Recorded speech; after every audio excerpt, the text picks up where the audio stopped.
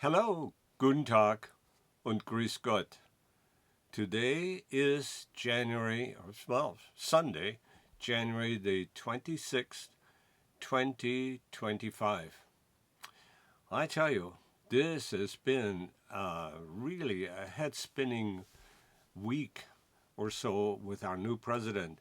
So, of course, we have Donald Trump, who was sworn in. As a matter of fact, I'm going to show you the Wall Street Journal. There he is. He was sworn in. Now you notice the first lady with that hat. I want to pay attention to this once more. You know, we're still arguing over the fact, that why did she wear this peculiar hat? That basically covered her eyes. And so we thought, well, maybe she's covering eye surgery or something. But you know what?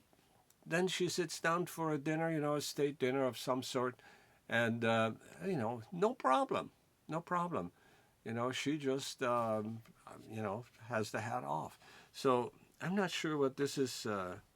Maybe we shouldn't even talk about it. But it just looked a little bit strange if you think about it. So anyway, oh my God, let me tell you what happened in the entire week. Pardons everywhere. So just before, I think it was January the 19th, Biden pardoned his entire family, including Fauci, the guy, that was defending the Chinese and explaining to us what we need to do with the Wuhan flu and how to deal with it. And, I think there is some people think, that he was actually more or less in cahoots with the laboratories in Wuhan. And anyway, so the story goes on and on. But just in case there are going to be lawsuits or something, against or that he will be arrested or somehow questioned over that, Biden decided to pardon him. Well, pardons are everywhere. All of the January 6th invaders of our capital. Well, invaders is probably not the right word to say, but the people that were trying to stop the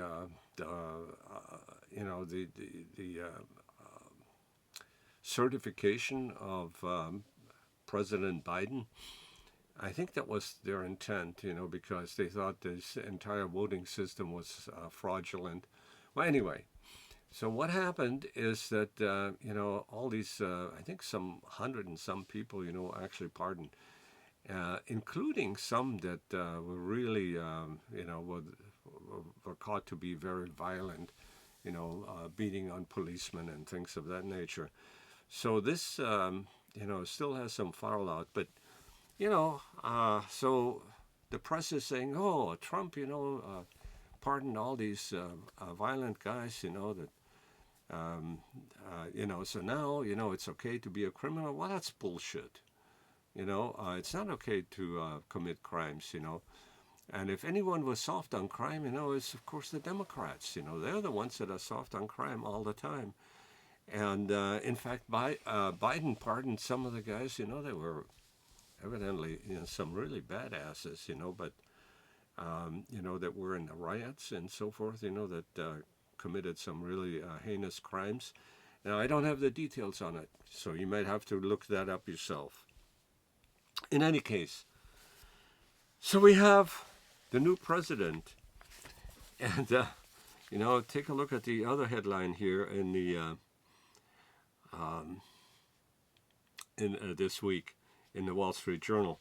So, president begins to dismantle and reshape the federal workforce. so the new president has just really kicked off, and I think on the day of his swearing in, he signed probably maybe 100 or so executive orders, among which some that immediately stirred some controversy, and that is the the birthright. So right now, the 14th Amendment provides for, kind of clearly that if you're born in the United States,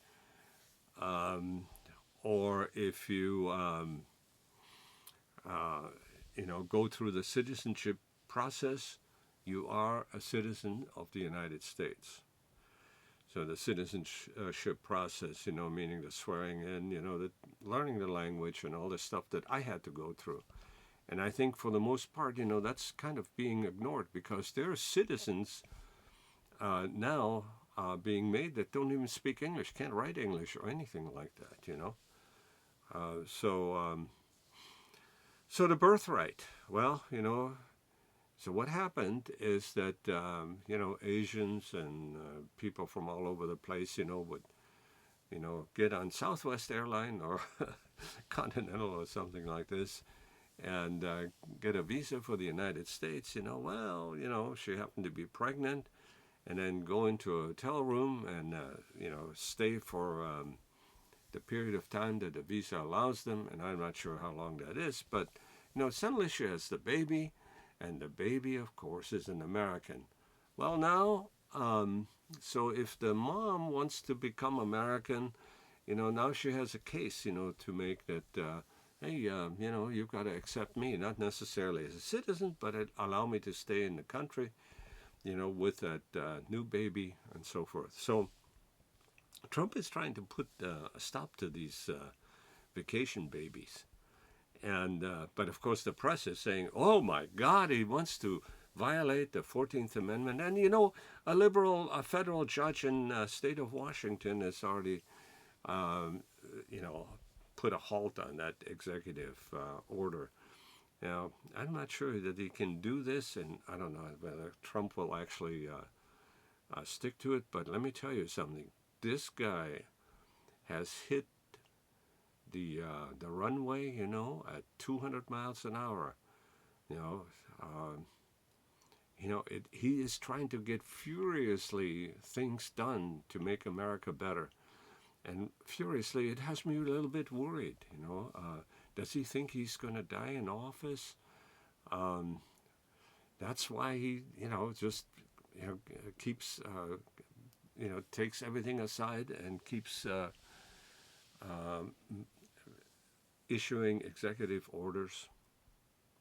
I don't know. It's really a peculiar thing. So we had these fires here in California, because we happened to have a real dry spell, no rain for a while. And the Santa Ana winds came and, set California on fire, which is kind of an annual thing that happens when there isn't enough water and so forth. But this fire was a little bit strange, it was, if you talk about a perfect storm, so here's what we had. It's low humidity, Santa Ana conditions, and fairly high temperatures, in the 50s, 60s, and 70s, and so forth. So someplace, where you start a fire, that thing can spread in a hurry. And that's what happened in the area called Pacific Palisades, which is kind of an upscale, hoity-toity, Hollywoodish kind of community that is, the Wall Street Journal calls it middle-class community loses its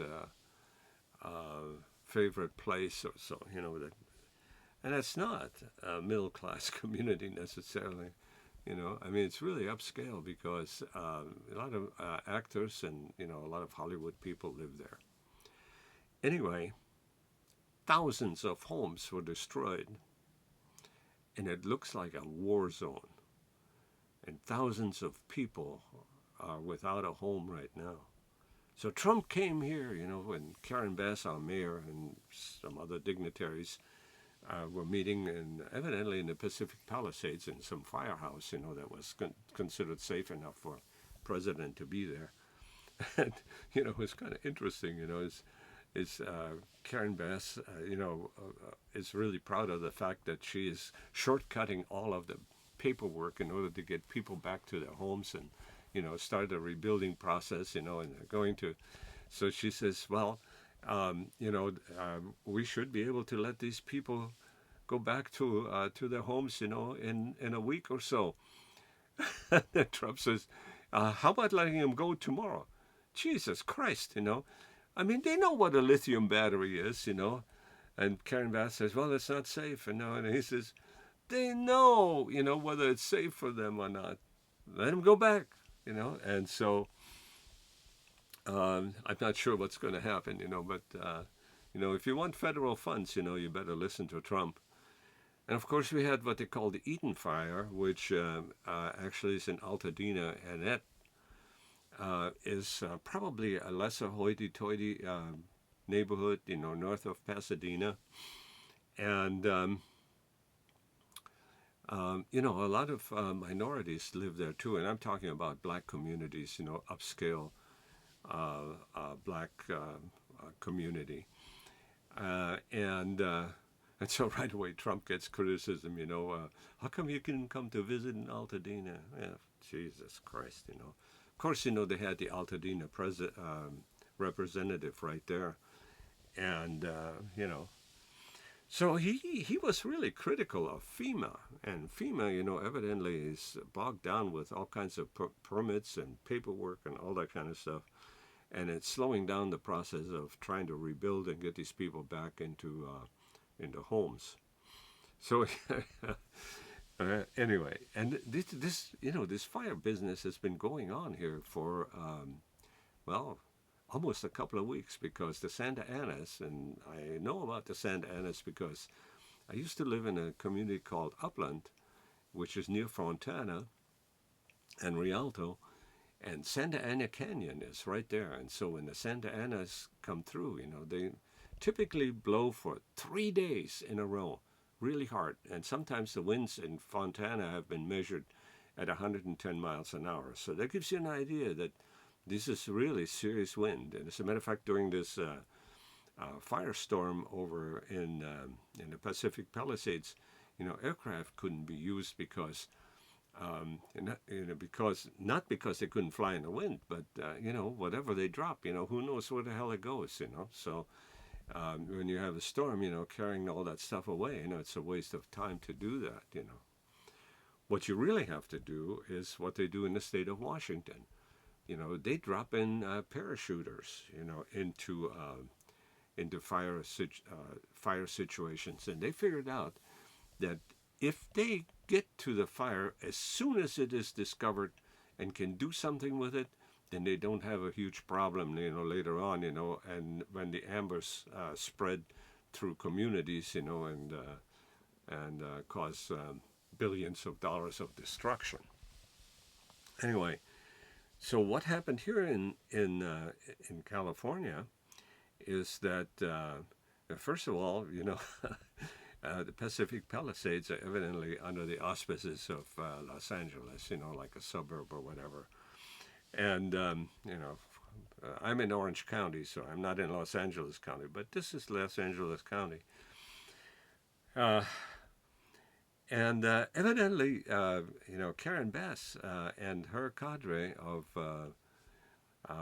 city politicians decided, to cut the firefighting budget by some $17 million. And, the press, which is normally in the corner of, liberal government, actually showed, all these fire trucks and, just sitting there. You know what I mean? Nobody's there. So evidently they didn't have enough people to really respond right from the get-go.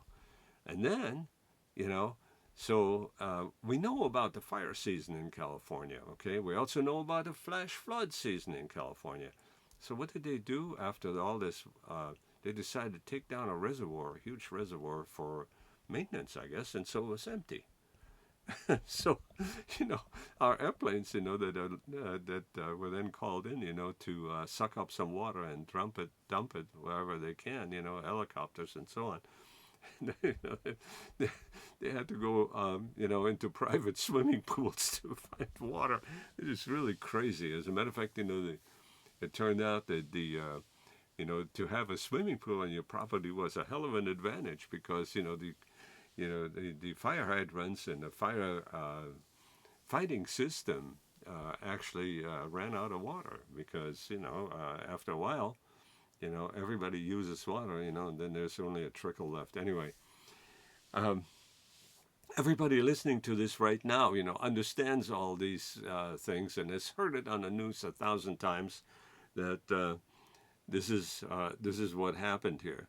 The Democrats decided to take the money that for firefighting and I think we haven't talked yet about the police department of what they did to them they really appropriated it to their and signed it to their pet projects, and mostly had to do with DEI.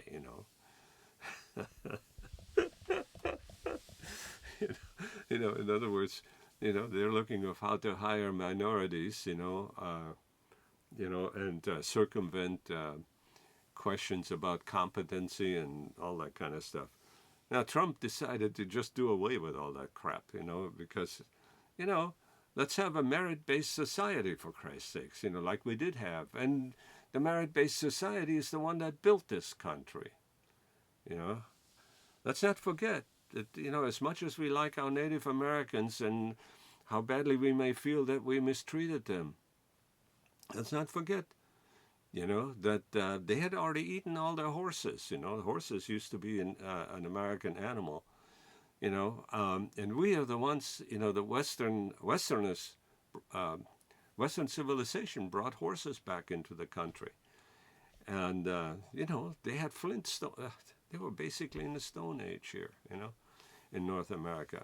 And it was a little bit different in South America because somehow they had some pretty sophisticated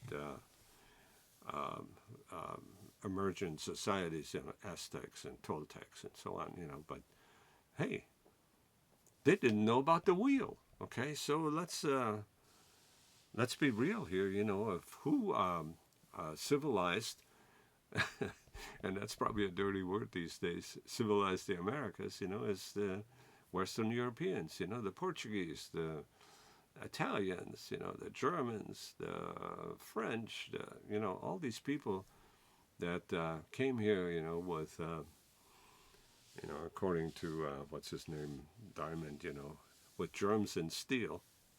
Well, that did happen, but let's be real, in terms of, who built this country. Anyway, and if you think, that life is fairly good, thank a European for this, because it wasn't a Native American that made it that good for you. And I don't want to disrespect Native Americans because, I kind of like their spiritual nature and things, and they've not been treated real well, here and there. But they've also not treated the original Americans here real well. There are a lot of massacres and, that kind of thing. So, things kind of go both ways. You can't just put all the fault on one people. Anyway, I didn't intend to pontificate on something as complicated as colonizing a new world, where the people there either benefit or be oppressed, and anyway. So here we are. President Trump had hundreds of executive orders ready and just for the signing, and he must have a sore arm by now. But anyway, he is kicking butt, and maybe this country is going to actually do something.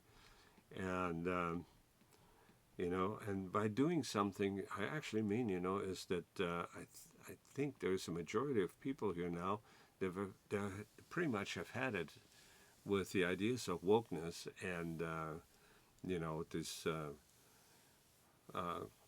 leftist ideology, of, hey, let's just open the borders, and let everybody come and, you know, we're all one people and all that kind of stuff.